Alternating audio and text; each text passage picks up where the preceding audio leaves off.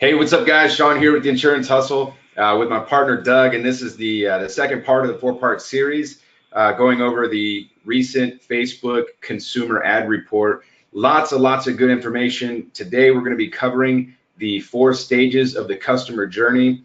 But before that, just want to let Doug kind of recap. We were talking earlier about the initial call that we had and how profound some of these statistics are. So we've actually got them pulled up here on the screen, but I'll let Doug kind of talk with you about that because Doug runs so many ads. He's probably managing right now over 150 insurance ad campaigns, primarily P&C and life driven.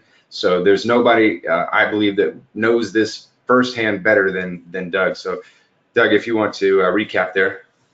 Yeah, I mean, basically in the last video, we dove into kind of the percentage of people that are hitting buying triggers and at what point in the stage they're buying and how quick that window goes away.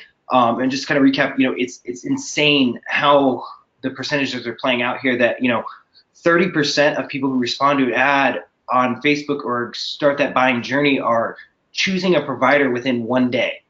30%, 60% are choosing a provider within 1 week, and 84% within 14 days. So on this part 2 video, which is actually part 1 in the handout, but we wanted to get into the statistics on the first video, so I switched those around so you had a better understanding. But in part 2, we're going to dive into the fact that 84% of your leads that are coming in are going to buy insurance or choose to stay where they're at within the first 14 days. So how do we understand that cycle, and how do we keep that cycle within 14 days and control that buying cycle and that sales cycle with that?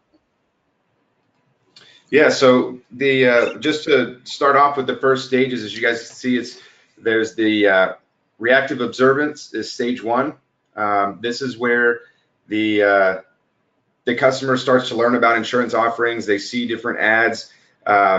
They can be influenced by brands that they'll consider. They'll move into stage 2. We're going to break these down a little bit more in depth right after we go through this initial part, though. Stage 2 is a need or a trigger moment. So, life happens, there's key events. And one of the things that we teach in our program is as we create our perfect buyer, as we create our perfect customer, which we've got an entire week of content on how to create the perfect customer and how to utilize the tools that are inside of the Facebook Ads Manager and the Audience Insights. But key events that will move people closer, and there's different things that will happen in their life that would make them need or want to talk to an insurance agent. There's the proactive shopping, which shifts into 5th gear. Consumers are actively evaluating their options with increased intention to purchase in the foreseeable future. Ads at this stage can move brands up or down the buyer's preference list, and then they get into the fourth stage, which is the purchase. So before we get into that, let's kind of break down each of the stages and what this might look like. A lot of you guys have probably heard the word funnels or ads or landing pages, and that may or may not make any sense to you. But there are some distinct, if you slowed this process down, if you slowed even the ad process down to like 1,000 frames per second, you can see very distinct parts of the funnel that people are moving through from the time they see the ad to the time they click, engage, go to the landing page, fill out the form, hit a thank you page, and get a call from you. So the reactive observance is really the beauty of the Facebook platform. And we talked about in our last video how we are looking for people who are not shopping. They're just casually going about their day, right? We're not out here looking for people to go to Facebook and say, cheap auto insurance, Dallas, Texas. That's not how this platform works. It's far more comprehensive than that, which, part of our strategy and what Doug does when he sets up his ad campaigns is he's setting the agents up for a good conversation. I'll let him talk to you a little bit more about his strategy and sort of the ideology working behind the scenes of creating an effective ad.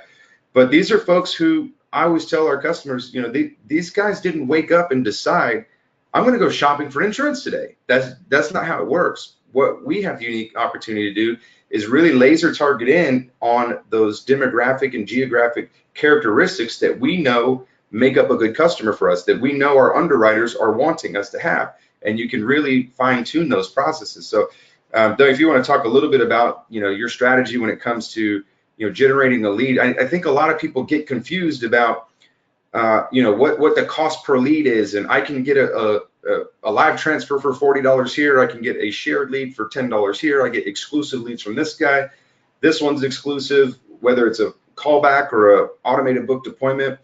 But I think in all of those options, people really lose sight of what's actually happening here as we create an effective ad campaign on Facebook. So tell us a little bit about your strategy and why it's different than the other companies out there. Yeah, so I think the biggest difference in the strategy that we implement with kind of generating leads is that, first off, I don't like the term leads. We don't generate leads for the agents that we work with. We start conversations. Now, where it goes from there is up to the agent and their process and their conversation and with the client, and where it may or may not kind of snowball from there with them. But we start conversations, and so the way we approach it is we want to look at who is the target demographic that we're trying to talk to, first off, and how do we get in front of them? Second, how do we implement a strategy through imagery, through ad copy, through placement, and all of those things? How do we implement a strategy that is going to engage them to basically fill out a lead form? And when they fill out a lead form, I look at that as they're waving and saying, hello, I want to talk to you. Can we converse about my auto insurance needs? I think that you can help me out. And so that's really, I think, the biggest difference between us versus some other lead providers is that we're not looking at, hey, I can get you 100 leads, because the reality is I see the ads on Facebook the same as all you guys do, of find out how our agents are getting $2 leads, or how they got 100 leads for $5 a piece on Facebook, and all these. And the reality is we can do that too. I could do the volume game for you. I can get you 100 leads at $3 a pop, no problem. But is that going to start the conversation for you with the right person who you can then take through the 4 stages of the shopping journey in a 14-day period to close 84% of them in your company and not have them bounce somewhere else? And so that's really, I think, the biggest piece of how our strategy is different, is that I don't really want to see the lead volume. I want to see the conversation volume. I'm more concerned with what's the contact rate and are they good conversations or not. Yeah, and I think it makes a good point there. As we go through the process with our clients, whether they're in the coaching program or we're managing the ads for them, we really keep focused on what actually matters, which is the return on investment. Unfortunately, so many people have been conditioned in the insurance business to think that it's whoever has the lowest cost per lead is the best option for you to go to. But that's the same as your customers saying whoever has the cheapest insurance policy is the best insurance company, right? Like, you don't like to be shopped that way, but naturally that's just how you're conditioned to shop as looking for a lead provider, is because that's all that's been beaten on you, is looking for the lowest cost per lead. Oh, $2 per lead, $5 per lead. But what really matters is, are you walking away with a return on investment or are you not? And in that barrage of ad campaigns that you're seeing, and you just continue to think, oh, the lowest cost per lead must be the best deal for me because that'll give me more opportunities.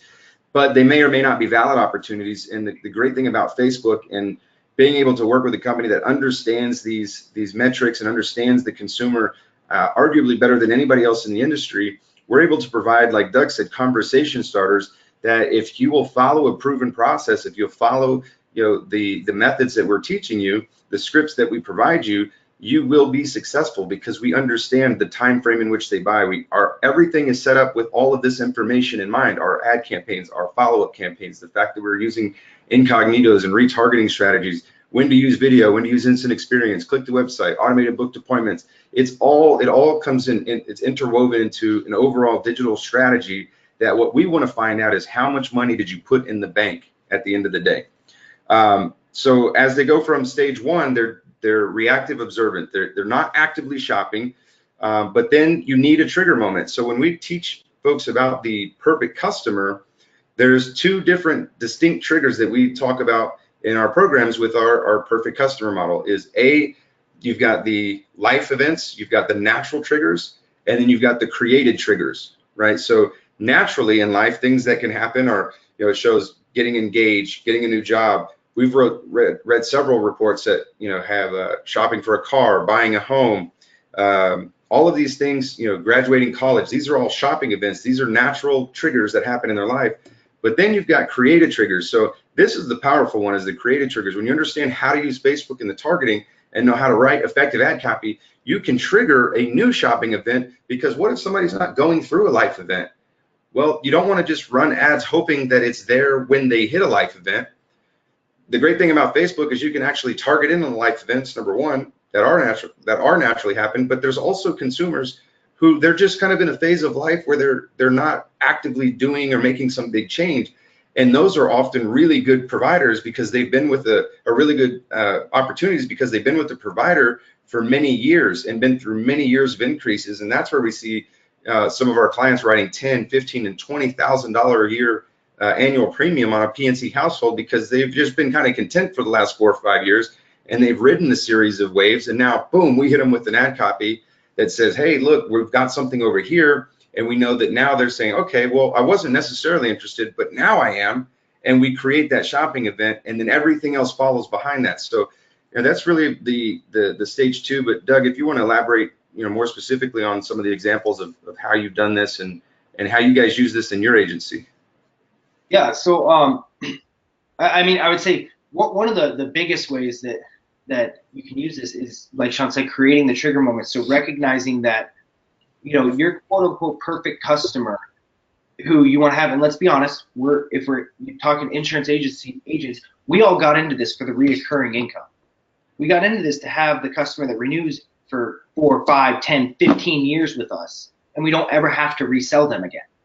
So to find that customer, you're going up against people who already have their insurance agent that they don't plan on leaving for the next 20 years, unless something happens, unless something's pointed out. So a couple ways we do that is by playing off the fact that we know that people want to buy from experts. People want to know that somebody values their business. We also know that a lot of agents aren't doing reviews, aren't doing audits, aren't doing those kind of things with their current client base. And so we can hit them at their renewal points or different life events that are happening and encourage them to, hey, get an insurance review. You haven't checked, when was the last time you take a look at your policies? 1. 2, we can take a look at, have your rates gone up in the last 24 months? And have you gotten a second opinion? And we can target in on those, because we can go on the Insurance Commission's website and see what rate increases have happened in the last 2 years. We know what companies have raised rates consistently every 6 months for the last 2 years, and we can target those consumers. So we know that the ads getting put in front of them, they have the rate increase, or we know the rate increase is coming. And we know that they're about to get the renewal notice with another rate increase, and they've gotten 3 of them in a row. And we can get in front of them and trigger that moment, trigger that life event of, oh man, my rate is about to increase again, and I haven't had my policies reviewed in 2, 3, 4 years. That's something I need to happen.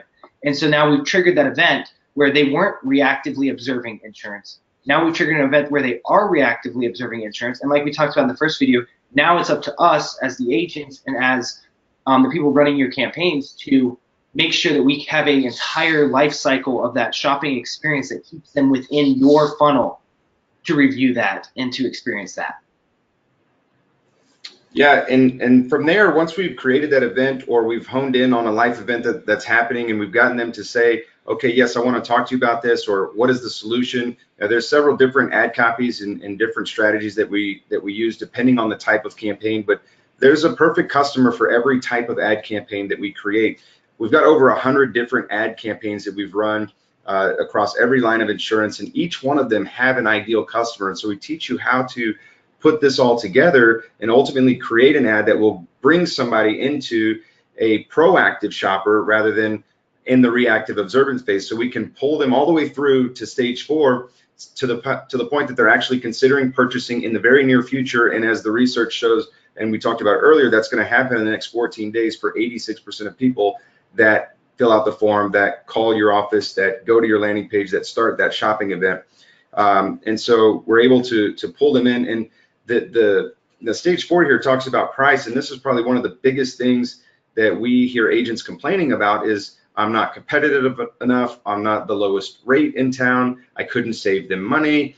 And we could go on and on with the list of excuses as why agents can't seem to get over that sales process or can't get over that price objection.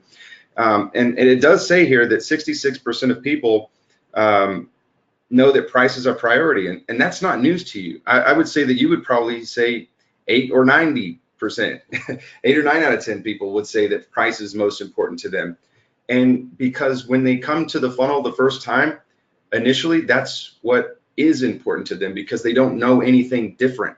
And so what we work with our agents and what our process does is help to give a different experience, to start refocusing the customer's energy on something outside of the price game. Just the same way that you go to lead providers looking for the lowest price because that's all you know to ask. You don't know to ask about how they're generating the leads, what type of targeting metrics they're using, what platforms they're running their ad campaigns on, whether they're running retargeting campaigns or not, if they're installing pixels or cookies. Like these things you don't know to ask because you just don't know what you don't know.